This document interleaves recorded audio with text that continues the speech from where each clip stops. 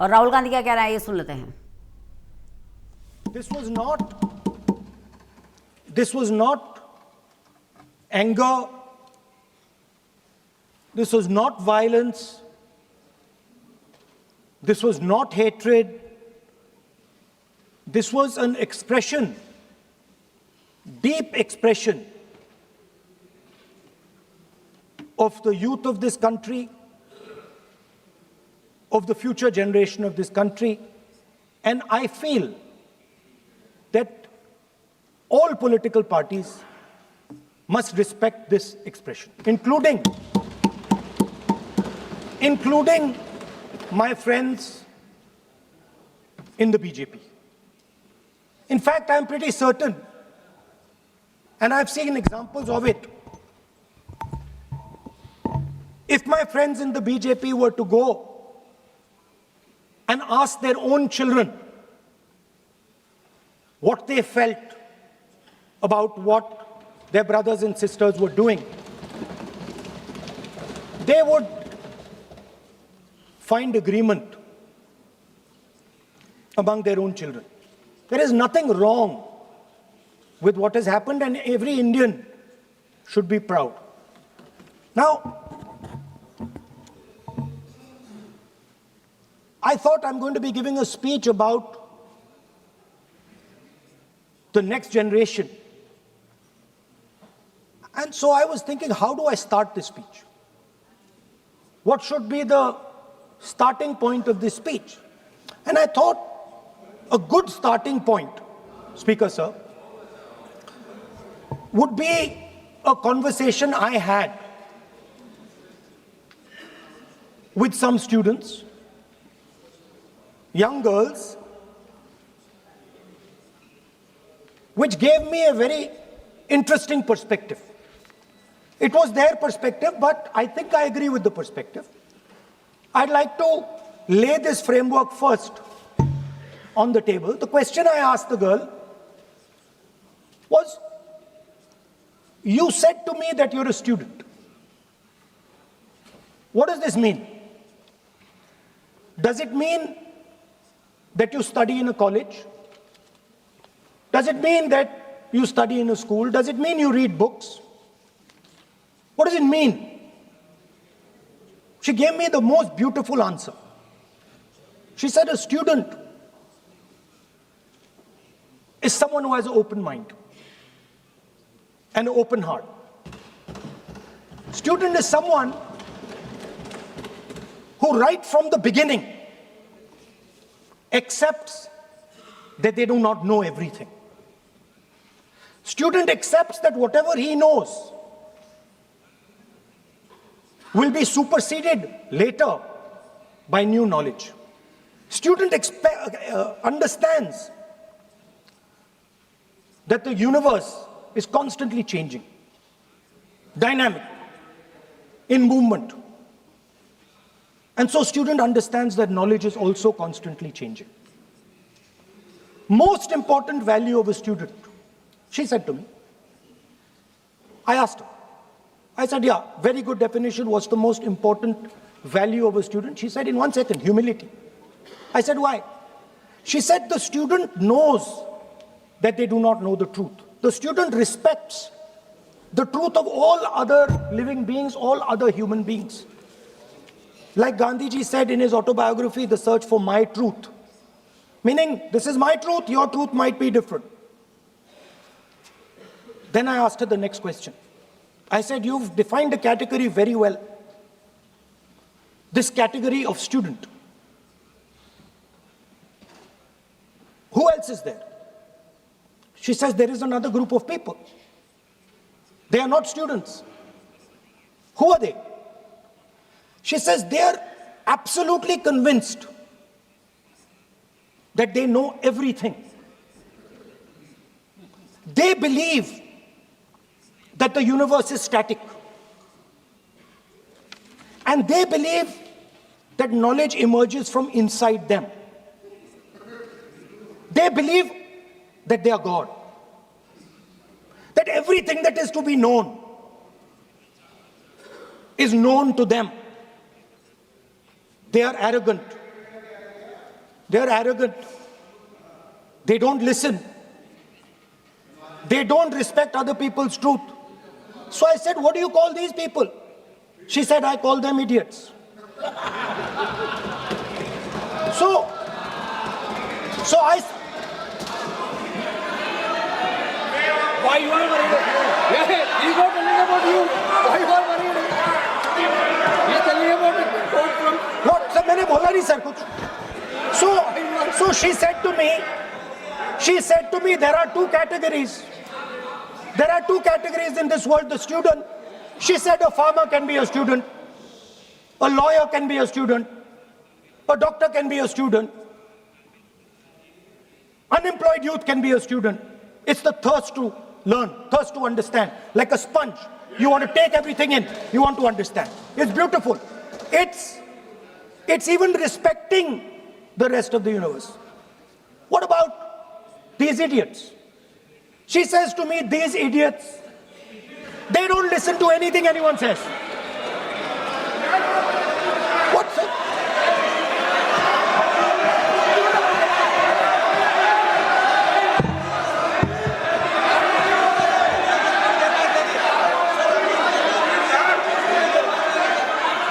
Speaker sir, what is going on, sir?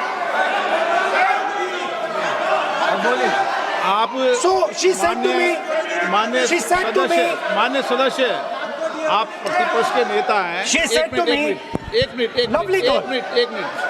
मान्य सदस्य please एक मिनट मान्य सदस्य मैं आपके बारे में नहीं बोल रहा हूँ. प्रतिपक्ष के नेता हैं. I'm not talking about you.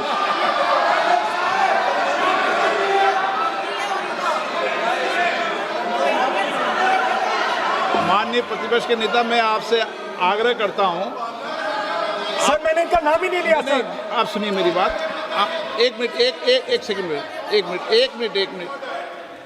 माननीय प्रतिपक्ष के नेता, मेरा आपसे आग्रह है कि हम विधेयक पर चर्चा कर रहे हैं. मैं कर रहा हूं सर. मैं स्टूडेंट डिफाइन कर रहा हूं सर. ठीक रहेगा sir. I am defining a student, sir. I will let me carry on. Sir, so I said, sir, ये जो स्टूडेंट होता है, इसका लक्ष्य क्या होता है? तो उसने मुझे बोला, स्टूडेंट का लक्ष्य होता है कि वो सच्चाई के पीछे दौड़ता रहता है. उसके लिए सच्चाई मीठी होती है. Truth is sweet. Like Gandhiji said, the windows of his house are open to all winds. Then I said, what about the idiot? And she said,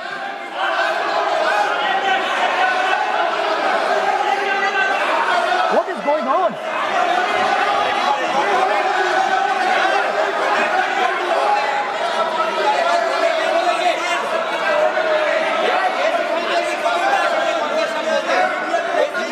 Okay, sir. So she said, so I said, what about? I said, so sir, I said, okay, what about this other type of person who is not a student?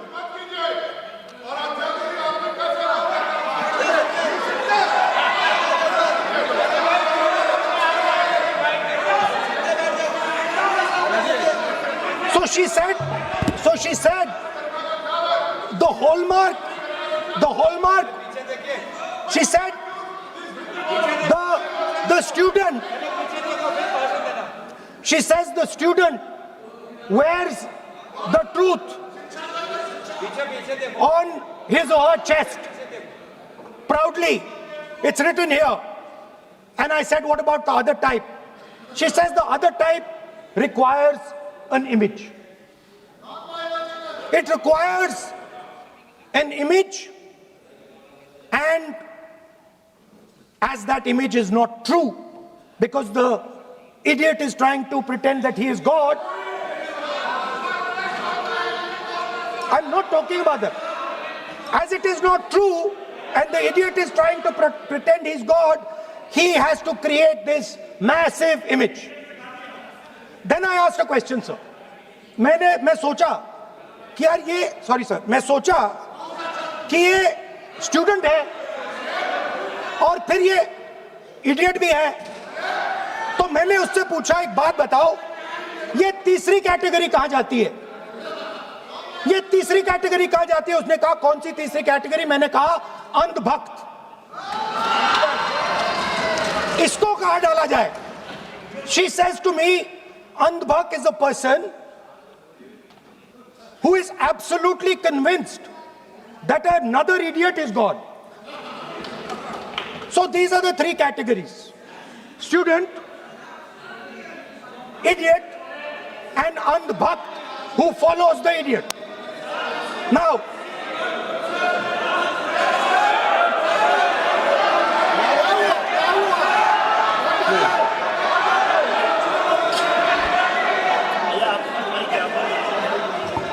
so Speaker sir,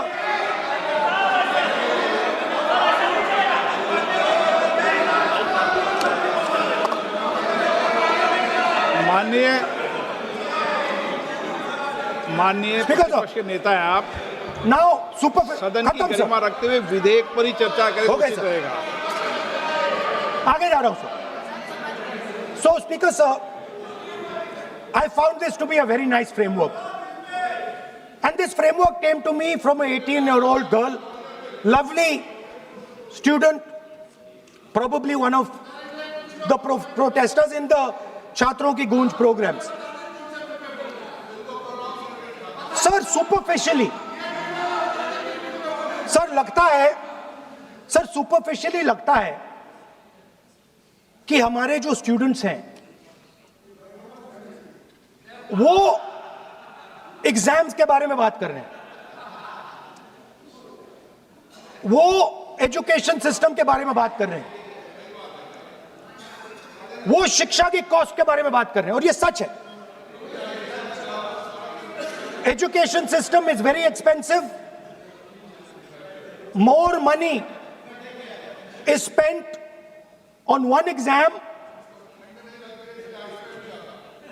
on one exam than is spent by the government on our education budget. Sir, 8-10 घंटे students पढ़ते हैं, सालों के लिए पढ़ते हैं। Sir, please. Sir, Sir, they are not right. we will not allow anybody to touch this. This is the point. Kiran Rijiju, then we will not allow it.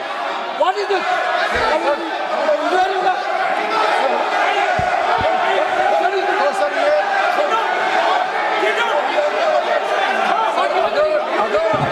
Rahul Gandhi ji unparliamentary word use नहीं करते तो यहाँ से भी टोकने का कोई आवश्यकता ही नहीं है। अभी जो शब्द मैं ये मानता हूँ कि राहुल गांधी बहुत तरीके से ऐसा शब्द यूज कर रहे हैं, वो एक स्टूडेंट के नाम से ऐसा शब्द का इस्तेमाल कर रहे हैं। वो इस्तेमाल तो वही कर रहे हैं ना, राहुल गांधी जी ही कर रहे हैं। वो नाम ले रहा है स्टूडेंट का, स्टूडेंट का नाम नहीं बोल रहे हैं, लेकिन स्टूडेंट का नाम से इन्होंने जो शब्द यूज किया है वो अनपार्लियामेंट्री वर्ड है, और जो अनपार्लियामेंट्री वर्ड है उसका इस्तेमाल नहीं कर सकते हैं और उसको हटा देना चाहिए। और बार बार एक ही शब्द को एक छात्र का नाम से बार बार इस्तेमाल कर रहे हैं सर, वो नहीं होना चाहिए, वो गलत इस्तेमाल किया। आपके लिए नहीं इस्तेमाल किया। I didn't use it for you. शब्द रूल बुक है ना सर, ये रूल बुक में अनपार्लियामेंट्री एक्सप्रेशंस का किताब है। आप भी चले, और आपने जो शब्द इस्तेमाल किया वो अनपार्लियामेंट्री वर्ड है। मैं नहीं कह रहा हूँ, rule book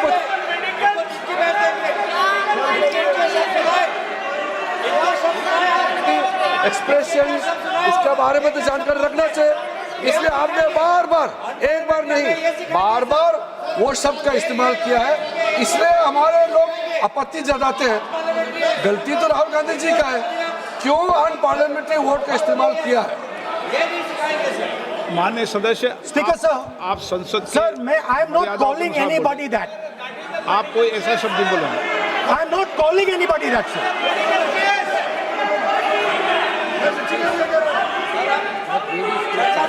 Doesn't matter, it's gone now.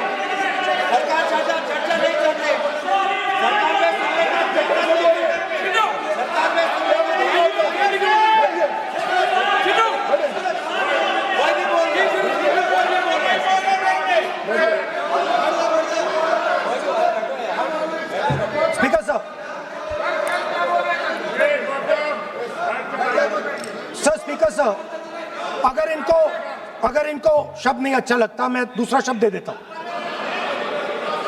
मैं दूसरा दे देता हूं सर। वो व्यवस्था तो मैंने दे दी है, जो असंसदीय सर, उसको निकाल देंगे। स्टूडेंट को हम आपको व्यवस्था देने की आवश्यकता नहीं है सर। इडियट शब्द नहीं यूज करूंगा sir. I will not use. ना लेट मी सब बोलने तो दीजिए सर। अगर चाहते हैं तो मैं दूसरा शब्द, उसका प्रॉक्सी शब्द। नो, आप फिर मैं आपसे निवेदन कर रहा हूं, विधेयक पर आप बोले सर। वन आपसे ये मेरी अपेक्षा है। सर बट आप हाउस को ऑर्डर में रखिए सर। आप विधेयक पे बोले, मैं हाउस Please, ऑर्डर sir. कर रखूंगा क्या?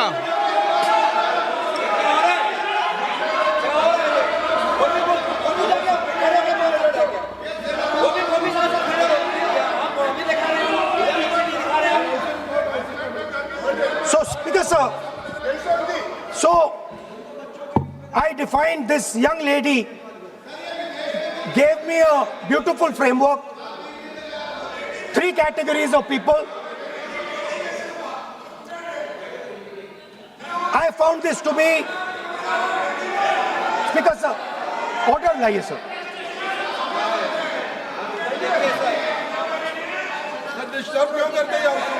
You are not allowing let you speak. No.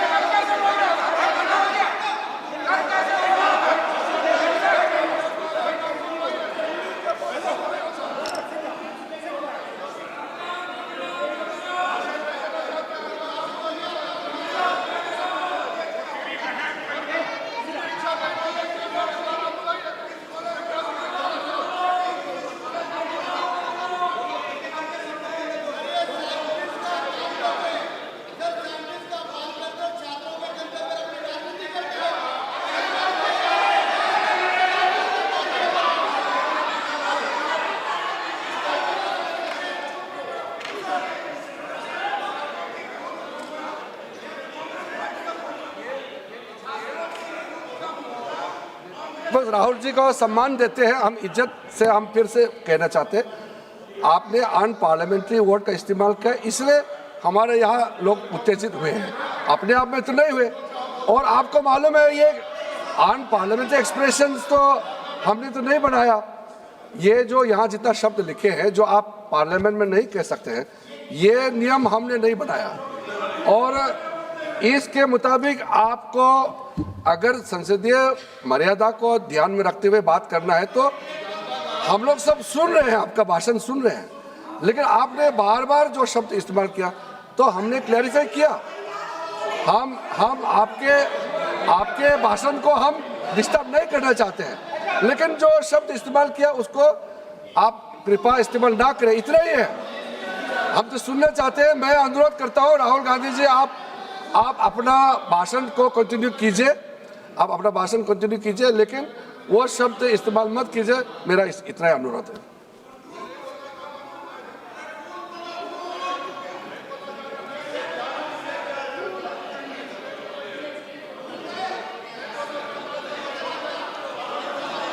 नहीं बोलना चाहते तो आगे बढ़ते हैं सर। आप नहीं बोलना चाहते माननीय नेता? हाँ, माननीय संसदीय कार्य मंत्री ने आपसे आग्रह कर दिया है कि आप असंसदीय शब्दों का उपयोग न करें, सदन में बोले, कोई आपत्ति नहीं बोले आप।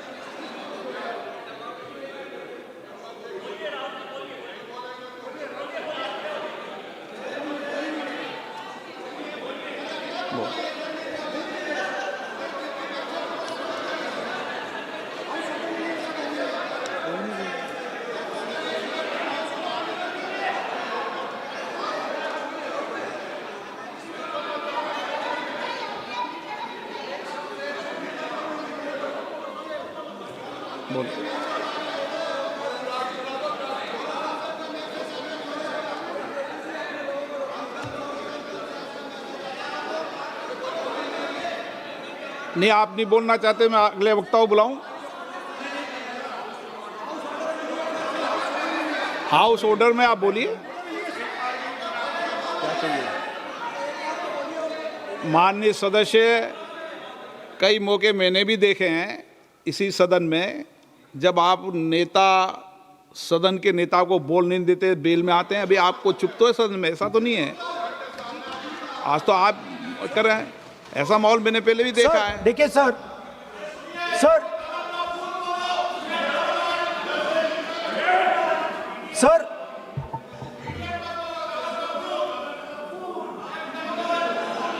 House, sir, to keep house in order, sir, is your esteemed responsibility. Sir, the moment I open my mouth, the entire opposition starts to shout.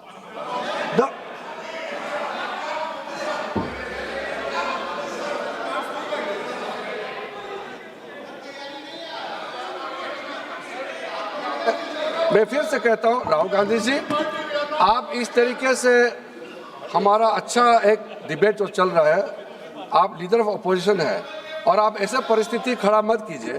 Speaker साहब ने भी जिक्र किया, जब प्रधानमंत्री जी को हमारा जो शुरू में राष्ट्रपति का अभिभाषण को बोलने का आप लोगों ने बिल्कुल रोक करके यहाँ तक आए और आप लोगों ने कई बार प्रधानमंत्री जी को बोलने नहीं दिया, ऐसा परिस्थिति भी निर्माण कराया आप लोगों ने।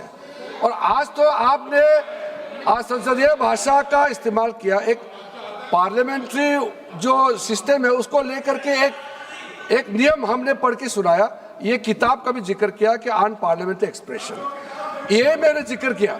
और बाकी हमारा साथियों ने भी कहा है कि आप भाषण कीजिए, लेकिन जो शब्द इस्तेमाल किया है उसमें आपत्ति, इतना ही तो है।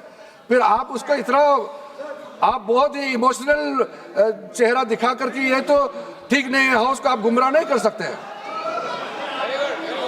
Sir, it is unparliamentary. Let us just be precise. It is unparliamentary for me to use that word against another member of parliament. I have not used that word against anybody. I have just stated that this category exists. Sir, again they are going. Speaker sir, अगर आप चाहते हैं कि इस देश में सिर्फ BJP बोले तो मैं चुप होकर यहाँ बैठ जाता हूँ, कोई प्रॉब्लम नहीं। ठीक है, टाइम बता दो कितना ले लिया।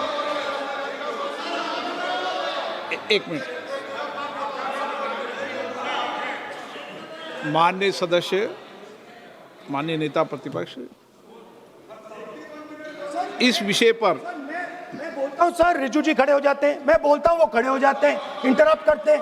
आप उनको, मैंने यील्ड भी नहीं किया, आप उनको जगह दे रहे हैं। नो, संसदीय कार्य मंत्री आप ये फिर से आ गए।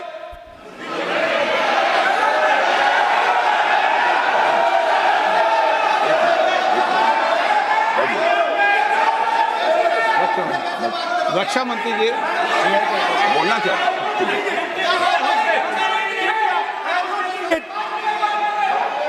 एक मिनट। देखो, सदन में एक अच्छी व्यवस्थाएं रही है, अच्छी मर्यादाएं रही है और हमें अच्छी मर्यादा बनाने का प्रयास करना चाहिए। जो सदन में मर्यादा तर्क से बोलता है, देश भी सुनता है और सम्मान भी करता है। मेरी ये अपेक्षा रहती है कि सदन के अंदर शब्दों का चयन ऐसा हो जो संसदीय मर्यादाओं के अनुरूप हो और हमारी चर्चा उच्च कोटि की हो, ये मेरी अपेक्षा रहती है। अब मानो रक्षा मंत्री माननीय राजनाथ सिंह जी सदन के उपनेता हैं, कुछ मानो सर मैंने यील्ड नहीं किया। यील्ड नहीं किया। अगर कुछ बोलना, नहीं, मैंने यील्ड नहीं किया, मेरा भाषण चल रहा है सर, मैंने यील्ड नहीं किया है। बोलिए आप। नहीं, एक मिनट सुनिए, एक मिनट। किसी इल्ड करने से नहीं, यूँ भी हमारी व्यवस्था रहती है कि कभी नहीं, मैंने किसी नो अलाउ, आपको भी अलाउ करते हैं, ऐसा नहीं करते, अलाउ नहीं करते, ठीक है, अलाउ नहीं करते ऐसा नहीं। पर रक्षा मंत्री जी कुछ बोलना चाहते हैं शायद। बोला है सदन में अच्छा माहौल के लिए बोलेंगे। अध्यक्ष महोदय, मैं बहुत ही विनम्रतापूर्वक अनुरोध करना चाहता हूं कि जिस असंसदीय शब्द का प्रयोग हमारे नेता प्रतिपक्ष ने किया है उसे कार्रवाई से निकाल दिया जाए। एक मिनट, अपना व्यवस्था से निकल जाता है। ओके, वो निकाल दिया जाए। और मैं आप सभी से ये अपील अपने पक्ष से करना चाहता हूं कि इस समय आप शांत रहिए, उनकी बात सुनिए। हाँ, आप बोलिए।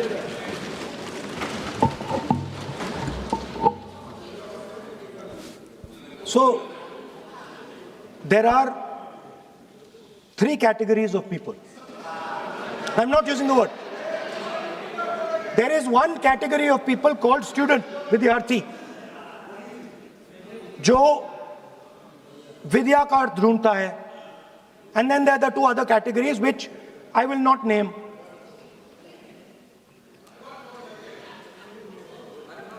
But these categories have natures. So the student is never scared of the truth. He loves the truth, goes towards the truth. Student never uses force against somebody else because he knows that that person's truth is different than my truth. The other category, they do not like the truth. They need an image. They need force. They need violence. Superficially, it looks that our students were upset because of exams. They were upset because of the education system. They were upset because they have to study hours and hours and hours, and then paper leaks. Some rich boy or girl pays 30-40 lakh rupees, gets the paper, gets the job, and जो middle class का गरीब student है, ईमानदार है, वो bypass हो जाता है. So they are upset because of these things. And our system is terrible. It's terrible, it's cruel. Lakhs and lakhs of rupees are taken from the poorest people. Everything has been privatized. Paper leaks. In one exam, something happens. In another exam, something else happens. Some people are allowed re-exam, some people are not allowed re-exam. Rampant privatization means private companies are checking exams, wrong papers are going. It's a brutal, terrible system. It's an extortion system. I said it in my meetings.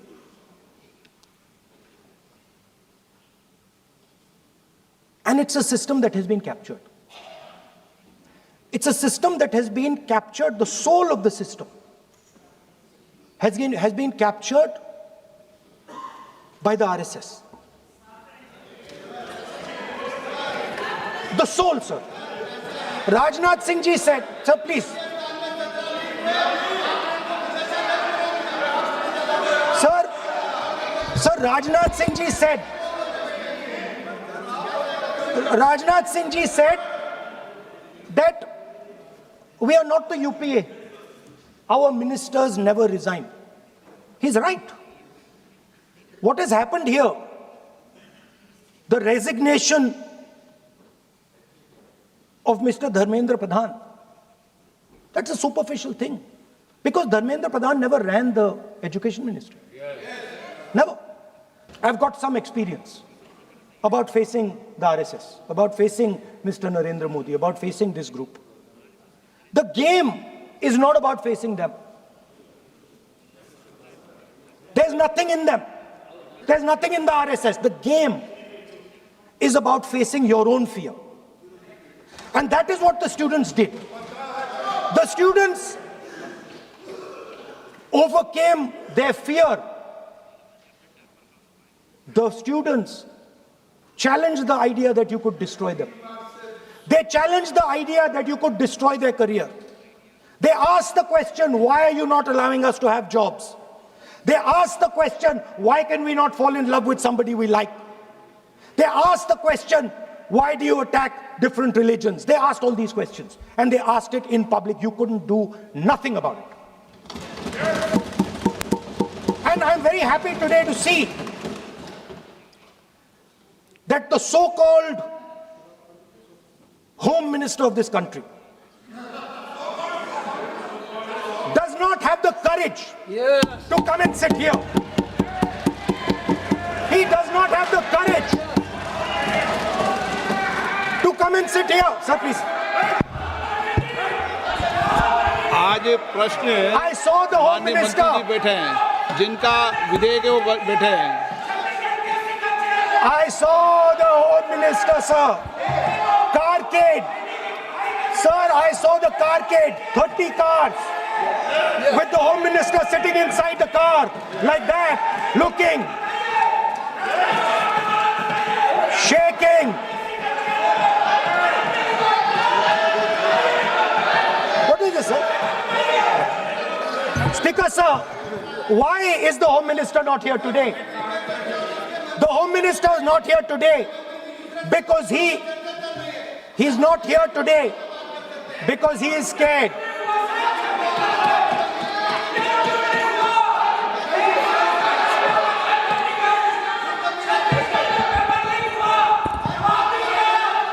He is the Home Minister, sir.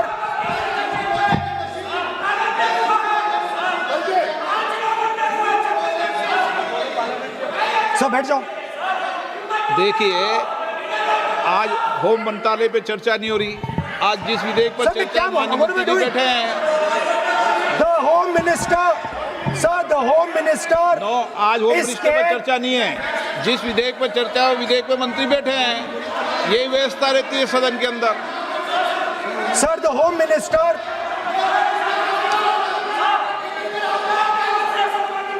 Sir, the Home Minister authorized the shooting of our students, sir. He put pellets into the blood of our students. He ordered the students of India to be shot. क्या बोल रहे हैं? Sir, ये आप सोचिए, आप कितना गलत बात बोल रहे हैं। आप कल्पना कर सकते हैं, आप बिना सोच समझ करके जो इस्तेमाल कर रहे हैं और किसने फायरिंग का ऑर्डर दिया, What is going on? कैसे बोल सकते हैं आप? कितना गलत बात करते हैं, ऐसा मत बोलिए। राहुल गांधी जी, आप नेता प्रतिपक्ष हैं, गंभीरता से बात बोलना चाहिए। आप बिना तर्क करके यहाँ ऐसा बात करते हैं, ये ठीक नहीं है सर। अभी तुरंत आप किस बेसिस पे ये बयान दिया है?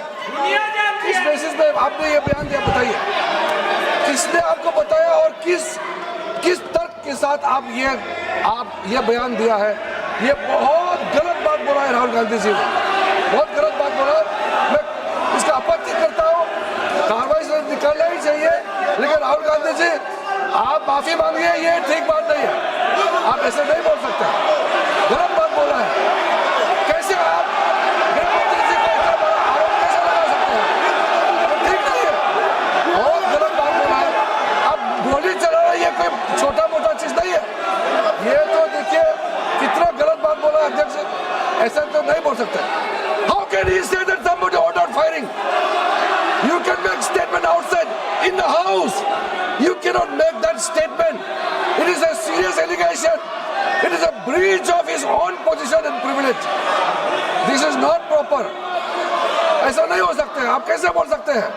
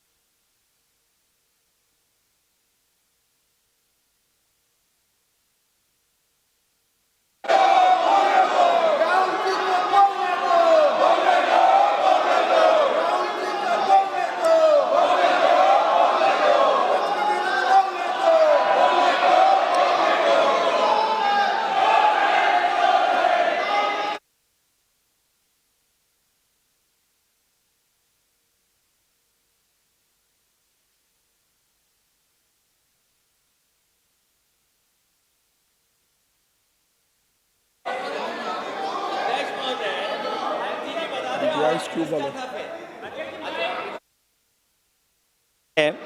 अध्यक्ष महोदय,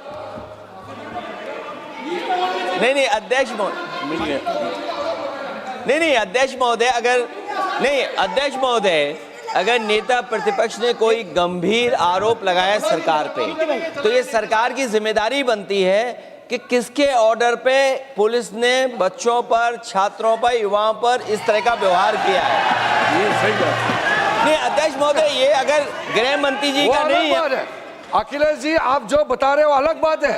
राहुल जी ने ये नहीं कहा, उन्होंने सीधा नाम लेके कहा, इंक्वायरी का बात नहीं मांगा।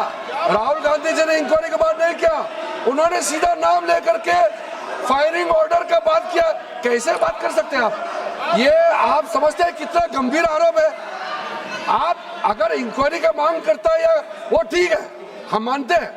अखिलेश जी, अरे अखिलेश जी, आप जो कह रहे हैं वो अलग है। राहुल गांधी जी ने जो बात कहा बिल्कुल अलग बोला है।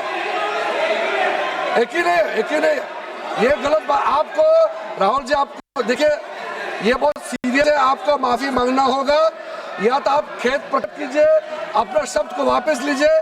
आपने बहुत गंभीर झूठा आरोप लगाया है, ये बहुत गंभीर है, ऐसा मत कीजिए। आपका शब्द बहुत गलत बात है।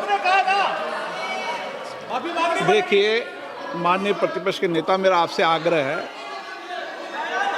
एक मिनट, आप विधेयक के बोलो और आप कोई भी तथ्य, कोई भी बात कहें तो आप खुद इंक्वायरी कर खुद निर्णय की स्थिति में नहीं बने। ये आप विषय कह सकते हैं कि इस लाठीचार्ज की इंक्वायरी होना चाहिए, लेकिन आप किसी व्यक्ति विशेष, अखिलेश जी ने भी कहा, आप इंक्वायरी की बात कर सकते हैं, लेकिन आप कहें कि नाम लेकर किसी का कहें, ये उचित नहीं है। Speaker, ये sir, उचित नहीं है, सदन की गरिमा के अनुकूल when, नहीं है। sir,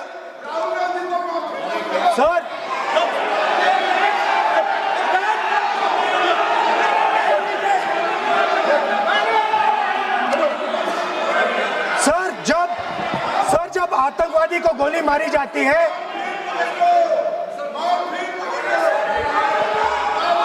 ये हम बहुत एक गंभीर स्थिति में आए हैं। हम तो शुरू से कहा, और हमारा रक्षा मंत्री ने भी अपील किया, यहाँ शांति सुनना चाहते हैं। लेकिन आप ये बताइए कि आप जो गृह मंत्री जी के नाम को लेकर के, आप गृह मंत्री जी के नाम को लेकर के आपने जो शब्द इस्तेमाल किया, जो आपने वक्तव्य दिया, इस बेसिस पे आपने कहा है, आप प्रूफ दिखाओ। आपको माफी मांगना होगा सर, ये इसको हम हल्के में नहीं ले सकते, नहीं तो कल को कोई भी मेंबर उठ के कुछ भी बोलेगा। आज मैं कहूँगा कि राहुल गांधी जी ने किसी को मर्डर किया है, बोल सकते हैं क्या? नहीं, ये सर, ये ठीक बात नहीं है। आप कैसा आपको ये पता चला और किस बेसिस पे बोल रहे हैं? आप पहले उसका ब्यौरा देना चाहिए, आप माफी मांगना चाहिए। ऐसा नहीं चलेगा, ऐसा नहीं चल सकता है।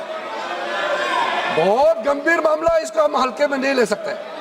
तो क्या हम ऐसा कह दें कि राहुल गांधी जी ने किसी का मर्डर किया, हम बोल सकते हैं क्या बिना मतलब का? कैसे बोल सकते हैं आप? ऐसा नहीं होता है सर।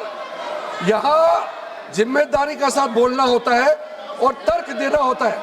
आपने स्टेटमेंट दे दिया है, लेकिन आप बताना पड़ेगा कि किस बेसिस पे आपने स्टेटमेंट दिया है, और आप माफी मांगेगा तो हम सोचा जाएगा। ऐसा सदन नहीं चल सकता है, यह गंभीर मामला है।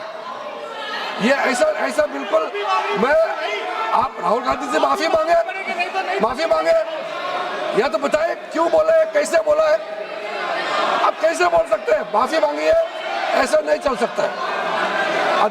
अध्यक्ष चल सकता है सदन, ऐसा नहीं चल सकता, ये नहीं होगा। हम इस सदन को इस तरीके के बिना मतलब, बिना तर्क का, देश के जिम्मेदार एक व्यक्ति के ऊपर में ऐसा आरोप हम कतई लगाने पे हम मंजूर नहीं दे सकते हैं। नहीं होगा, आपको माफी मांगना होगा, नहीं तो ऐसा बहस नहीं हो सकता है।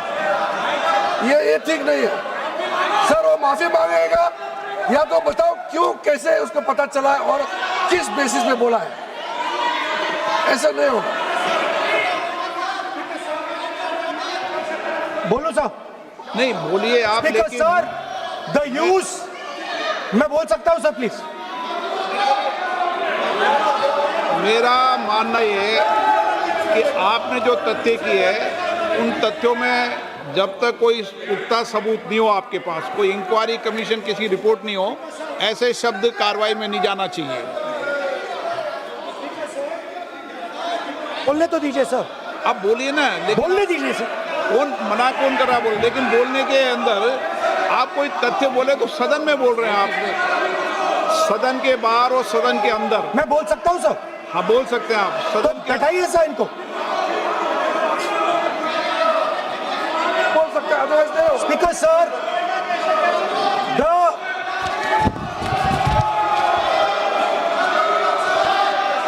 Speaker sir, the use of force can only be authorized by the Home Minister. No. It cannot be authorized either by the Home Minister or the Prime Minister. ऐसे नहीं चल सकता सर। आप सदन के अंदर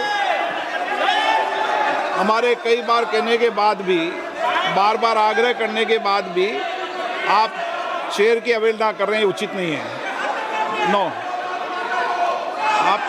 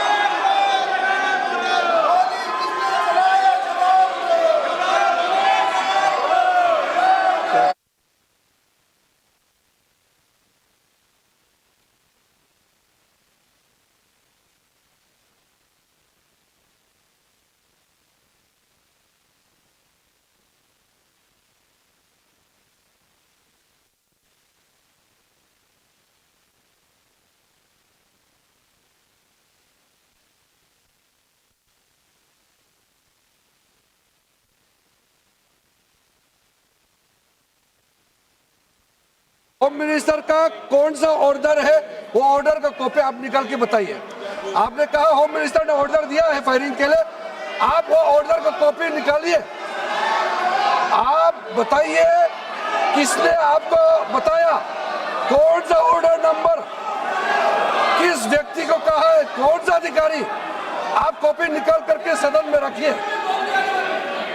ऐसा नहीं हो सकता है, चर्चा ऐसा नहीं हो सकता है। कुछ भी मन में चाहेगा बोल करके आप भाग जाएंगे हेडलाइन बतौरने के लिए। ऐसा नहीं हो सकता। ये भारत का संसद है, यहाँ जिम्मेदारी के साथ बोलना चाहिए। ऐसा हम बिल्कुल मान्यता नहीं दे सकते हैं। आप नहीं बोलना चाहते तो मत बोलिए, लेकिन गलत बात नहीं बोल सकते। ऐसा नहीं हो सकता, हम परमिशन नहीं दे सकते। आप कंक्लूड कर दीजिए। नो,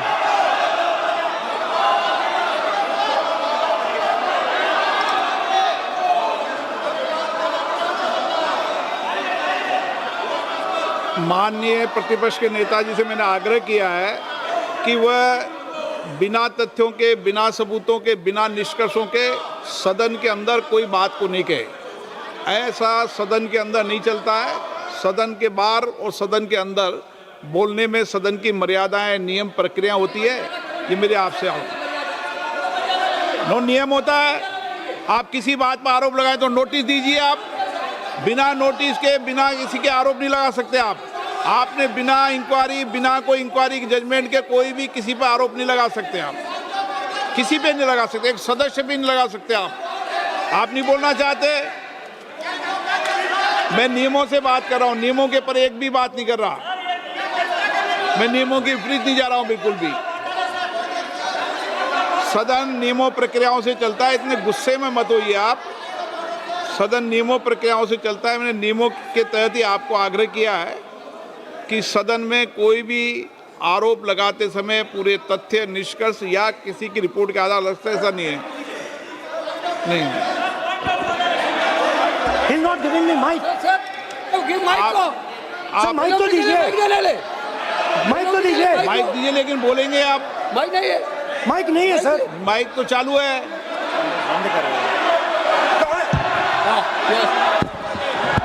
आप माननीय बोलो। सदस्य, लेकिन सदन की गरिमा से बोलेंगे आप। मैं बोल सकता हूँ सर, आप बोल सकते हैं, लेकिन सदन के नियम प्रक्रियाओं से बोल सकते हैं। उनको आप बैठाइए सर। नो,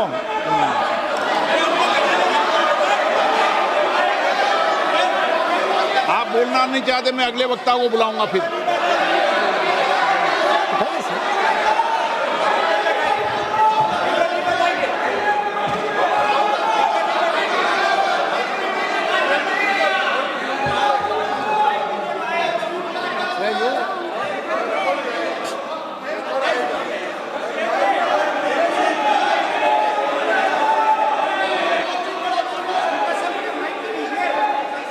सदन में मैंने बार बार आपसे आग्रह किया है, आप अगर सदन के अंदर, मैंने आपको कभी नहीं रोका, लेकिन एज ए स्पीकर मेरी जिम्मेदारी होती है कि सदन की गरिमा बनी रहे, सदन की प्रतिष्ठा बनी रहे, और सदन में हमेशा जो कुछ भी बोला जाता है वो बरसों तक कार्रवाई में जाता है।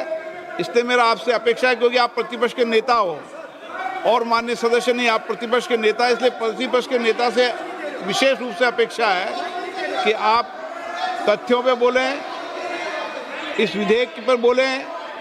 आप विधेयक पर बोलना नहीं चाहते, तथ्य पे बोलना नहीं चाहते, आप सदन नो।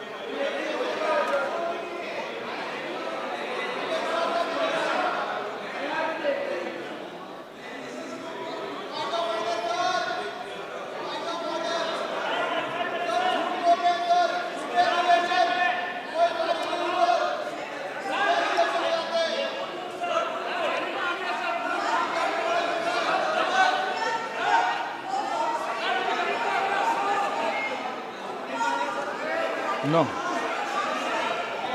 ऐसा नहीं चल सकता सदन के अंदर। सदन के अंदर आप सबने नियम प्रक्रिया बनाई है, अच्छी परंपरा है। आप सदन का उपयोग नियम प्रक्रियाओं के तहत करें, ये अपेक्षा मेरी है आपसे।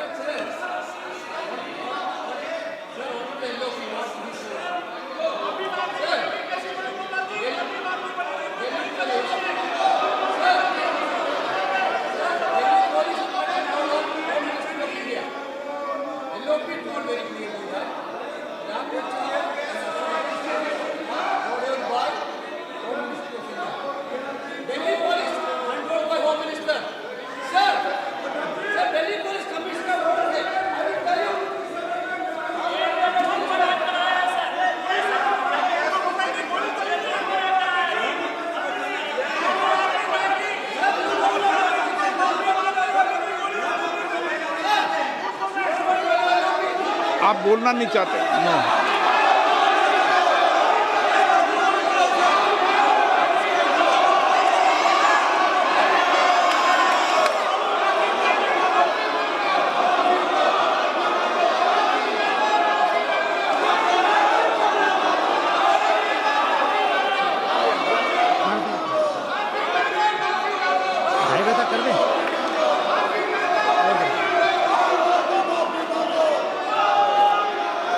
आप बोलना नहीं चाहते, सदन की कार्रवाई आज 2:30 बजे तक के लिए स्थगित की जाती है।